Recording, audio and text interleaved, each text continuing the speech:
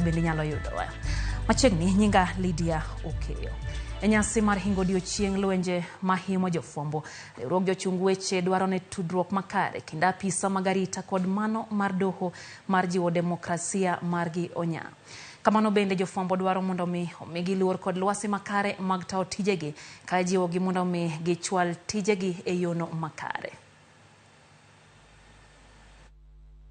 May I just bring to your attention that we are observing this day against a sorry state where the Press Freedom Index globally shows that Kenya dropped from position 69 in 2022 to position 116 this year.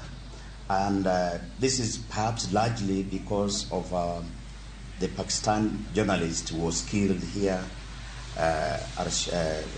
Sharif. The ODPP is committed to create an environment where journalists can pursue their work without fear or intimidation.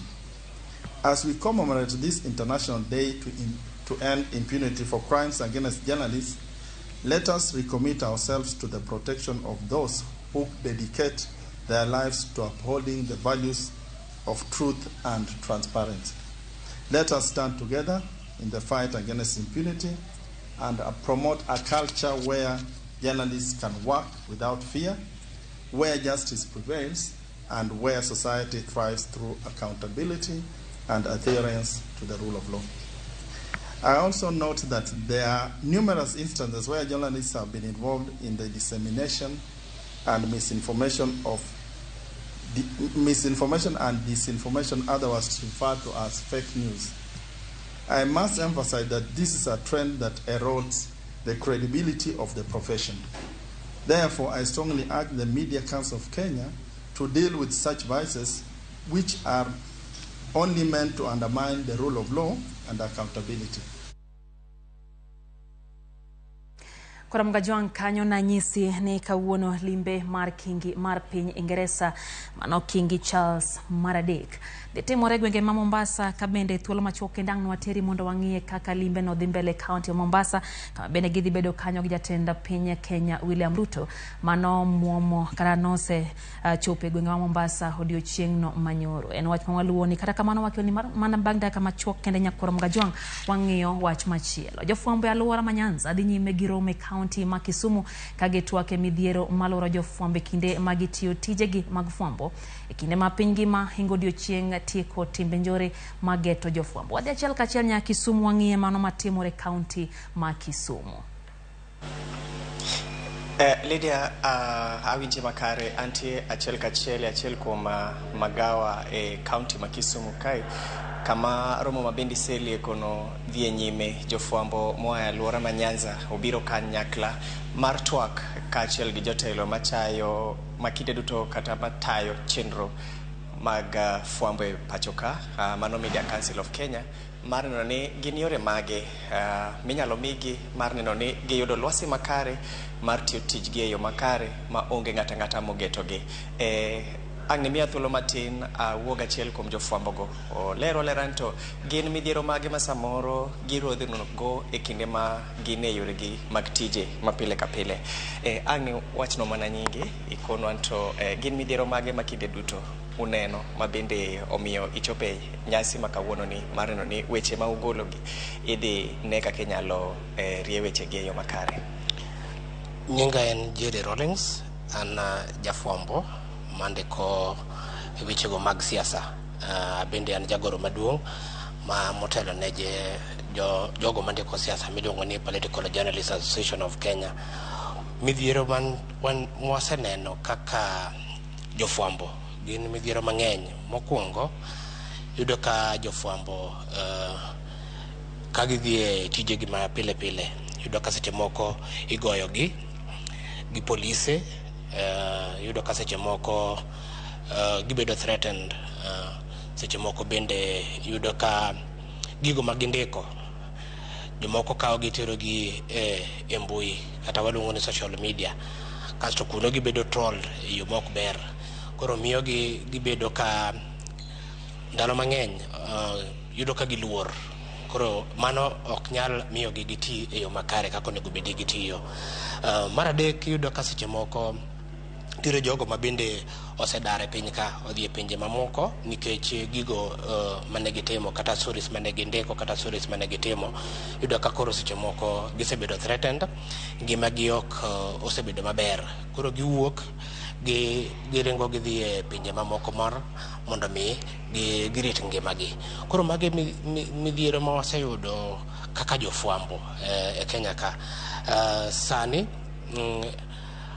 waseneno ni e higni mokalo kanyo nitiere jofwambo ma Kenya ka ma osewito ngimagi. Mokwongo ne wan gi jafwambo ne nitiere sia maluongo ni Erikolo, nowito ngimane e yo moko hangore. Ne wantiere nyaka gi jafwambo moro ne nitiere Mombasa niluongo ni Brian, bende nowito ngimane e yo moko hangore, but wachore ni noketne sumu momiyo nowito ngimane. To mano notimre kaluwore gi tich manotimo kaka jafwambo. Koro magi gik ma waseneno ka hinyo jofwambo. Koro kawuono wachokore ka mar ng'iyo ni to ere yo ma wanyalo tiyo godo maber mar mondo mi ngima jofwambo mondo riti, to gin bende nyaka ritgi kaluwore gi tich magitimo, nikech tijego magitimo en mar neno ni oganda oyudo information maber, oyudo gima kare mar mondo mi giteg oganda. Erokamano. Jofwambo sebed kigeto kinde ka kinde kata mna kuonde magitie, kata ka warango nyocha kane warango weche mag ng'anyo e pacho ka, ahinya to e counties ma Nyanza ka, samoro igeto gi apisas mag arita kwe, samoro igeto gi jopiny. Gin weche mage makoro sani udwaro mondo rangi mar neno ni jofwambo oyudo arita makare kinde magitiyo, to kod kata mna lwasi makare kuonde magitiyo? Mokwongo apisa marito kwe nyaka ng'e ni jofwambo gin bende gin gi tijegi makare, mana kaka gin bende gitiyo tijgi mar arita kweno. Jofwambo gin bende tijgi en mar neno ni jopiny ong'eyo gino madhi mbele, kata kapo nono nitiere ng'anyono, to jopiny bende dwa ng'eyo ni to ng'anyoni jopiny nong'anyo kama nade, to ne ging'anyo nikech ang'o.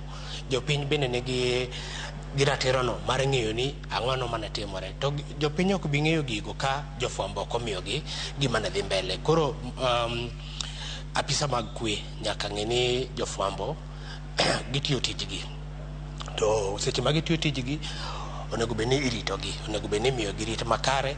Jofwambo bende wasewinjo ni jofwambo bende ok onego bed ni giriwre gi jogo kata mar mondo ne ni giegemea upande moja. Onego bed ni gitiyo tijgi makare kaka jofwambo, mok giegemea pande yoyote. Erokamano. Thank you very much, sir. Lydia, dak achiel kendo walos gi jatelo mabende ochung' ne duol matayo weche mag fwambo e pacho ka, mano Media Council of Kenya. Sir, just a brief of some of the issues that we are advocating for on matters leveraging on issues of freedom of press and a good environment of working. Of late, there's been a lot of targeting for media practitioners, even at their places of work, whenever they are on duty, doing their field duties. What are some of these things that we are advocating for as a council, and so far, what have we achieved on matters advocacy? Yes, very broadly is that we have spoken about the need to allow the press to do their work, allow the media to do their work freely without infringement or threats. Specifically today, we are talking about ending impunity on crimes against journalists, that those people who have been identified as perpetrating crimes or harassment against journalists should be held accountable. So, and these people are mostly security organs, the political class, public officers, members of the public. So in this case, that for us for the press freedom cries, for our pressure, for our campaigns for press freedom protection in this country to make sense, we must hold to account those who perpetrate crimes against journalists. So principally what we are asking is that the prosecutorial arms of government, the police, who unfortunately become perpetrators most of the time, the Office of the Director of Public Prosecutions, the AG, National Commission on Human Rights, that they should move in and make sure that when we have identified specific individuals or groups of people who are perpetrating crimes against journalists, they be held accountable and charged for their crimes. But secondly, we are also asking that the media owners associations, the editors and the media houses provide a safe working environment for their journalists.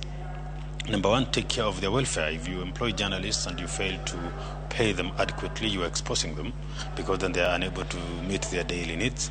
Number two, facilitate them the work equipment, recorders, protective clothes, reflective jackets and all that. Number three, provide them logistics to move to work, like transport and all that. Yes.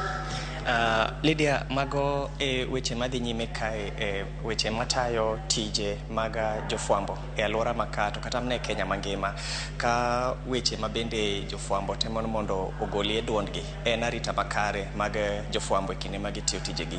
Pod wantie ka wadhi nyime gi luwo wechegi machiegni, kendo kikinde mabiro wabro kelo ni jowinjowa kata jonenowa achiel kachiel wechegi yo makare. Lydia. Erokamano nya James Okoth achiel kachiel koya e county ma Kisumu ka bende omiyo mathoth kotenre kod romo mabende kawuono bedo mag rango ngima kata kaka itawo tije mag fwambo bende kedo ratiro margi